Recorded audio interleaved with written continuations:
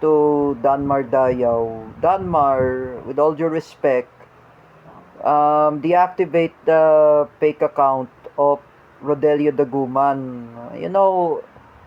Unlike you create fake account of Dragon Inclusion Philippines. It's not David Gill. O Danmar Dayaw, I want to request you, tigilan mo na nga si si Rodelio Daguman.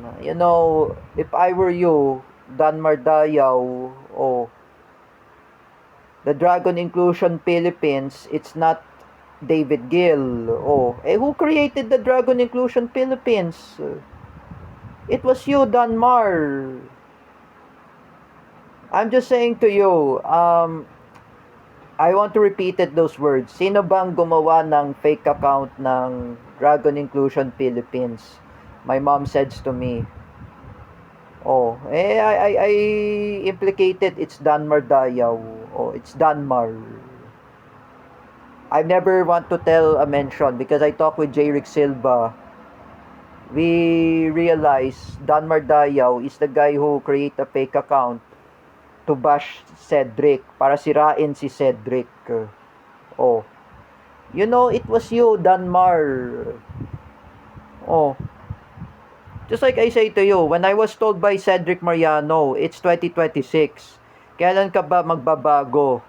I say again, Danmar. It's not really good to create a fake account. If I were you, Danmar Dayaw, you need to stop creating fake account. Because right now, I was complaining by Cedric. Cedric is complaining at me. He said, yang si Danmar Dayaw, gumawa ng fake account ng Rodelio Daguman para sirain ako. Just like I said to you, Danmar, sino bang kasalanan? Who is the fault anyway? It was you. You're creating lots of political affiliation. Like, for example, Bongbong Marcos, Sara Duterte, and you're saying about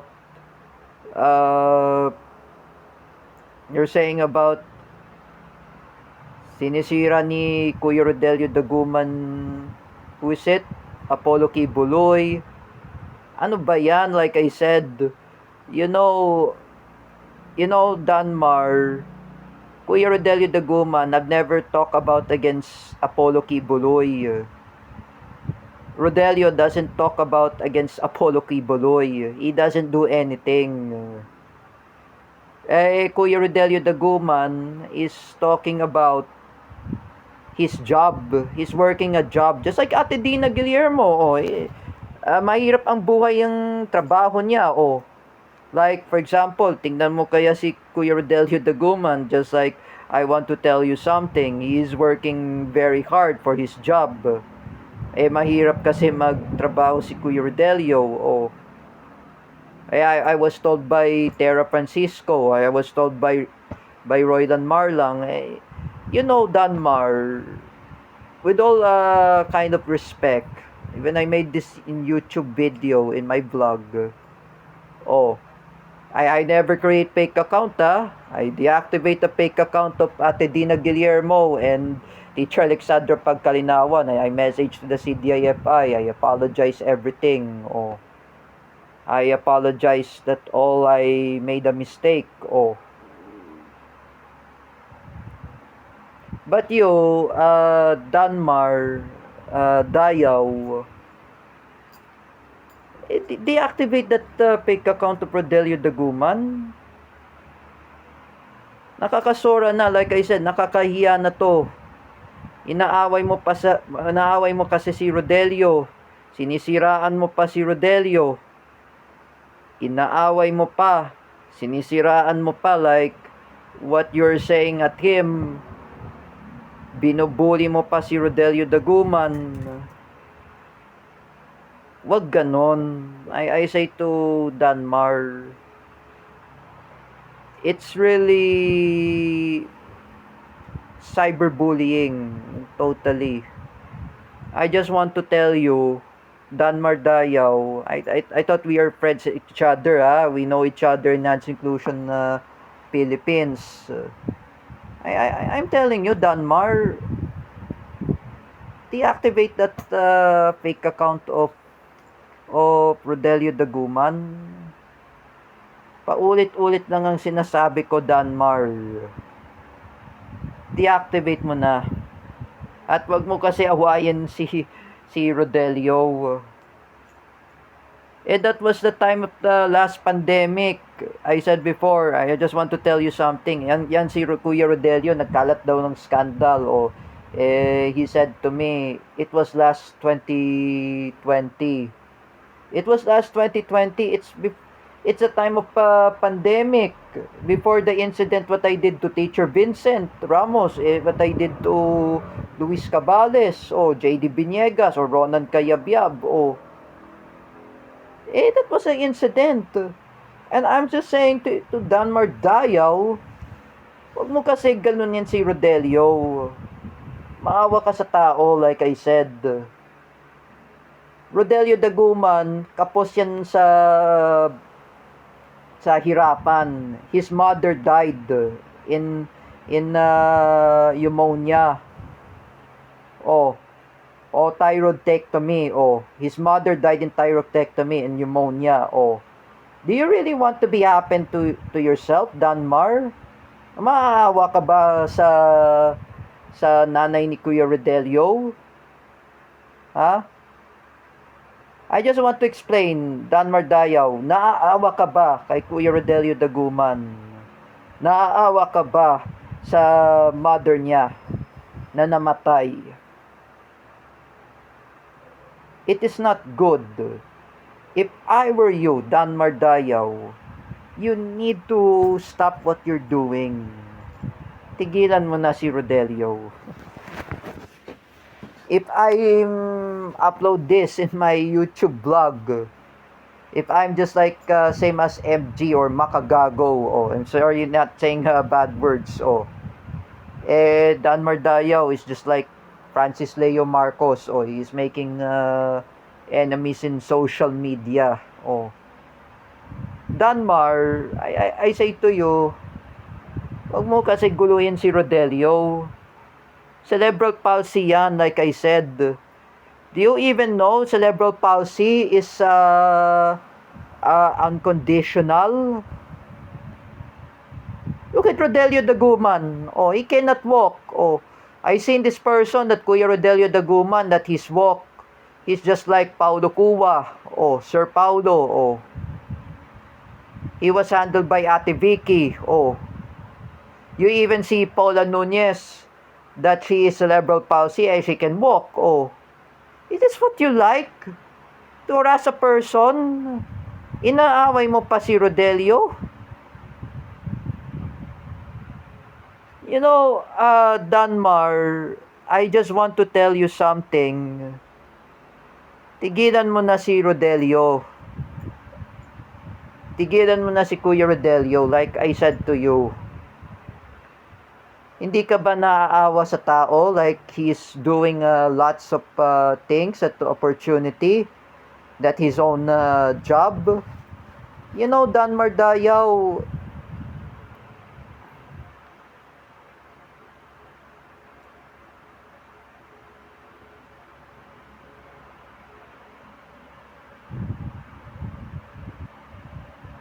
for what you did to Cedric, you create fake account. Sino bang kagagawan nito? Like I said, they're blaming at you. Danmar, apologize at Cedric. We are special, Danmar. We are autism. If we are being ourselves normal, if we are abnormal, I'm just saying, do I realize we create fake account? As we are autistic, do we create fake account? It's really nonsense. If you want to be normal, Danmar, wag ka kasi gumawa ng fake account. Tingnan mo kaya si Cedric, like I said. He never create fake account. Oh. He doesn't want to create fake account. You know, Danmar, with all due respect, um, you know, my dad said to me, wag ka gagawa ng fake account. Wag mo uulitin yon. Oh, just like what I did to Ate Dina Guillermo and Teacher Alexander Pagkalinawan. Oh, I apologize to them. I made my YouTube video in my press con. And I say to Danmar, like I want to tell him something what is not really important. Do not create fake account. Oh, that's my press con. Oh. Just like I said, if I say again, if Danmar Dayaw is like Tito Soto, me I pretend as Bato de la Rosa. I'm not angry at Danmar Dayaw because me, I'm telling him, deactivate that fake account of Rodelio Daguman. Because I've been talk with Jerick Silva. Inausap ko kay parang Jerick. Sinabi sa akin, yang si Danmar Dayaw gumawa ng fake account ng Rodelio Daguman. Di po yan si Rodelio. And he explained to me, sino bang gumawa ng Dragon Inclusion Philippines para sirain si David Gill? Si Danmar yun. That implicate it was Danmar Dayaw. My mom said to me, sino bang gumawa ng Dragon Inclusion Philippines about the Chinese logo? And I asked my mom, I said to her, it's allegedly Danmar Dayaw. I'm not saying it. It's not David Gill. It's Danmar Dayaw. I asked Mr. Dennis Gill, I apologize for everything. It's not really me who created the Dragon Inclusion Philippines. I blame it anyway. It's Danmar Dayaw. Danmar implicated me that I know Irma Batinga. Danmar, I say to you, paano ko ba nakilala si Irma Batinga? I just want to explain. Paano ko siya nakilala? I just want to explain. Danmar Dayaw, I say to you, Irma Batinga, I do not really know her. She's older than Ate Dina Guillermo. Hindi ko yan kilala. Like I said, matanda na nga si Ate Dina kaysa kay Irma Batinga. Paano ba yan nakilala ko yan? At Ate Dina Guillermo was born 1972. 73. She's older than Ninong Michael. What about Irma Batinga? Where was she was born? 1974. It was older than Ate Michelle or Ate Mirasol. Siako.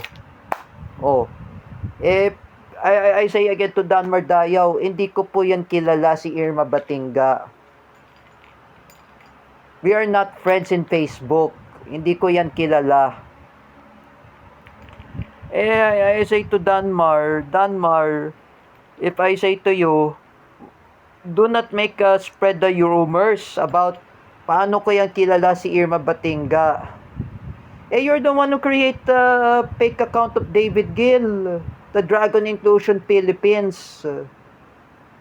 Last pandemic, I explained it to the father of David Gill, Mr. Dennis Gill. I told to Mr. Dennis Gill, it was Danmar Dayaw is a perpetrator. He's the guy who create fake account of Mr. Dennis, fake account of David Gill. Call it the Dragon Inclusion Philippines. He's the guy who created the fake account of Rodelio Daguman. That was you. Do not blame anybody, Danmar. That is your consequence. I was told by Roylan Marlang. Roylan said to me, Huwag mo sisihin si Rodelio. Huwag mo sisihin si David Gill. Just like I said, sisihin mo lang, like I said to you, is yourself. Ikaw may kasalanan. Like me, for example, ako may kasalanan, gumawa ng fake account ng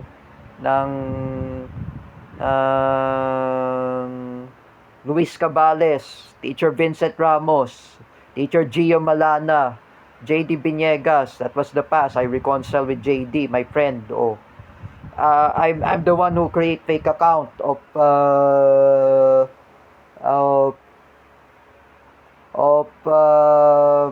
Luis Cabales. I'm the one who make a fake account of Ate Dina Guillermo and Teacher Alexandra Pagkalinawan. I say again, sino bang kasalanan? Like I said, ako ang may kasalanan. I asked Dan Mardayaw, I want to request it to him, if you want to allege it yourself, I'm the one who created this. If I say to you, Danmar, ako po may kasalanan. That's the word. You can allegedly, you can tell it to the family of Kuya Rodelio Daguman and the family of David Gill. You should say that, I say to you, Danmar, ako po may kasalanan. Huwag na lang ako sisihin. Like I said. But first of all, Danmar Dayaw, wala pong kasalanan si Kuya Rodelio Daguman. I was told by my former friend, Ronald Manlapao, he said to me, even Franklin Perter, he said to me also, we already move on with Kuya Rodelio Daguman. And I just want to say, I want to let him be. Franklin Perter said, so I want to let Kuya Rodelio Daguman be. I want to move on from him. At least I understand with Franklin Perter. That's okay, Franklin Perter. I understand to you. If you are a Filipino American, I said to you, you can move on from Kuya Rodelio Daguman. Or you can chat with my dad's uncle, my dad's cousin, Uncle JD. Tell Uncle JD Valentino, we already move on with Kuya Rodelio Daguman. If we go to US, I said to Franklin Perter, I will meet Teacher Gio Malana and Uncle JD Valentino. It's simple. If I say to Danmar, I say again, listen to Ronald Manlapao. Ronald Manlapao says to me, wag nyo kasi guluhin si Rodelio. Bati na kami ni Kuya Rodelio. That's simple. If I say to you, Danmar, magkaibigan tayo, like I said. We are special. We are autism. We are PWD. Is that right thing to act we yourself are normal to create fake account?